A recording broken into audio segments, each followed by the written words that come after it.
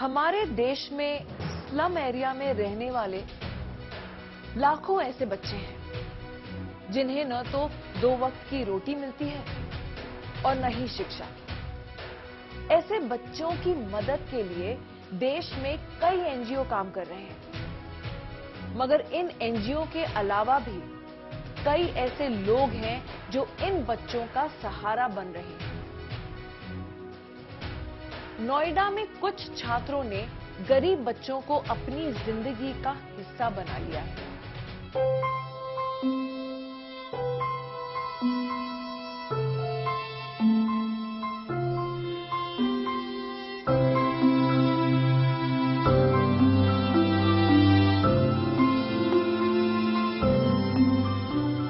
पेट की आग किसे कहते हैं, ये कोई इन मासूमों से पूछे।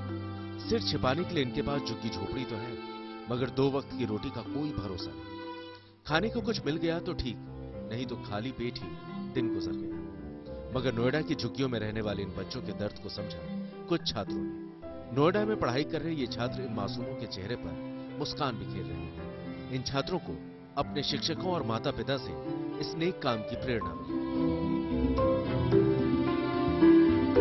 हमने अपने फ्रेंड से डिस्कस किया, अपने पेरेंट्स से डिस्कस किया, उन्होंने बोला और हमने उनसे बात की कि भाई कैसे मतलब छोटे छोटे बच्चे काम करते हैं, कैसे करते हैं, वो चीज़ हमें मिली है तो इतने अच्छे से मिली है। तो वो सब पेरेंट्स ने बोला कि आप जाइए, अपने टीचर्स के साथ काम कीजिए, सोशल थोड़ा सा अपने आप को एक्सप्लोर कीजिए, देखिए कि आपको जो चीज़ें मिली है तो वो किस उससे मिली है, आपको कितनी आसानी से, और कुछ बच्चों को इन चीज़ों के लिए कितना स्ट्रगल करना पड़ता है। तो ये चीज़ें मुझे मेरे पेरेंट्स से और मेरे टीचर्स से बहुत कुछ सीखने के लिए मिलता है, जिसकी वजह से हम यहाँ पर है।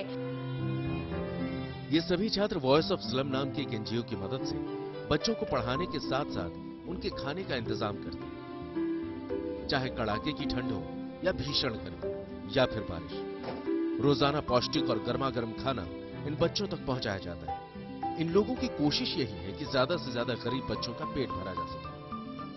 अगर बच्चा पढ़ेगा, लेकिन पढ़ाओ उसके पहले उसको खिलाओ, तो पौधा कब बढ़ेगा जब वो अच्छा खाना, खाद पानी जाएगा। तो इसलिए हमें हमेशा लगातार कम्युनिटी में जा करके इस मुद्दे को कि खाना, अच्छा खाना, सिर्फ पेट भरना नहीं, एक प्रॉपर थाली हो जिसमें दाल हो, चावल हो, अन्न हो, फल हो, कभी दूध हो, तो इस तरह से उन लोगों को ये समझाना कि बहुत जरूरी है। कोरोना काल में झुग्गी झोपड़ियों में रहने वाले इन बच्चों की परेशानी बहुत बढ़ गई थी, क्योंकि इनके पास पिता की कमाई का रास्ता बंद हो गया था। ऐसे मुश्किल वक्त में आरजू और शिखा ने अपने दोस्तों के साथ मिलकर इन बच्चों की सुध ली। इन लोगों के लिए महामारी के दौर में यह काम आसान नहीं था, लेकिन तमाम मुश्किलों और चुनौतियों के बावजूद ये लोग अपने मिशन में डटे रहे। हम कई साल से आ रहे हैं यहाँ पे बच्चों को खाना बांटने के लिए। मेजरली ये काम लॉकडाउन में शुरू हुआ था, जब सबकी नौकरियां चली गई थी, कुछ काम नहीं था, पूरा सब कुछ बंद हो रखा था, खाना किसी के पास नहीं था। तो वॉइस ऑफ स्लम स्टार्ट हुआ था तब से, और हर दिन यहाँ पे 500 से ज्यादा बच्चों को खाना खिलाया जाता है, और अब तक हम 22 लाख बच्चों को खाना खिला चुके हैं। ये सभी वो बच्चे हैं जो किसी मेट्रो स्टेशन या बाजार में फूल, पेन समेत कई दूसरी चीजें बेचते हैं, ताकि 4 पैसे कमाकर अपना और अपने घर वालों का पेट भर सके। इन स्टूडेंट्स की जिंदगी में ऐसी तो कोई कमी नहीं थी कि इनको 2 वक्त की रोटी के लिए इधर उधर घूमना पड़े, लेकिन जब अपनी ही उम्र के बच्चों को उन्होंने देखा कि वो कैसे 2 जून की रोटी के लिए स्ट्रगल कर रहे हैं, तो इनसे रहा नहीं गया और एनजीओ के माध्यम से ये ठान लिया कि जितना हो सकेगा उतना ऐसे बच्चों को खाना खिलाएंगे, क्योंकि पेट भरा होने से सबसे बड़ी जो दिन का चैलेंज होता है इन बच्चों का, वो पूरा हो जाता है और पढ़ने के लिए आगे का रास्ता भी खुल जाता है। हमारे देश में कुपोषण एक बड़ी समस्या है, जिसे खत्म करने के लिए सरकार अपने स्तर पर कई योजनाएं चला रही है, लेकिन जमीनी स्तर पर जरूरतमंदों को इन योजनाओं का पूरा लाभ नहीं मिलता। ऐसे में ये सभी छात्र स्वास्थ्य मंत्रालय के साथ मिलकर भी गरीब महिलाओं और बच्चों की सेहत सुधारने का काम कर रहे हैं। जैसा मैंने कहा, हम सामुदायिक रेडियो के लिए काम करते हैं और हम एमिटी यूनिवर्सिटी के साथ भी एसोसिएटेड हैं। यूथ बहुत है मेरे पास में, बहुत सारे बच्चे रोज आते हैं जो कुछ करना चाहते हैं, एनर्जी है। हम लोग मिनिस्ट्री के साथ भी मिलकर काम कर रहे हैं। अभी जैसे हम बहुत सारे प्रोजेक्ट हेल्थ मिनिस्ट्री के साथ कर रहे हैं जो women nutrition and child nutrition के ऊपर है। जहां चाह वहां राह, इस कहावत को यूनिवर्सिटी के इन छात्रों ने सच साबित कर दिया है।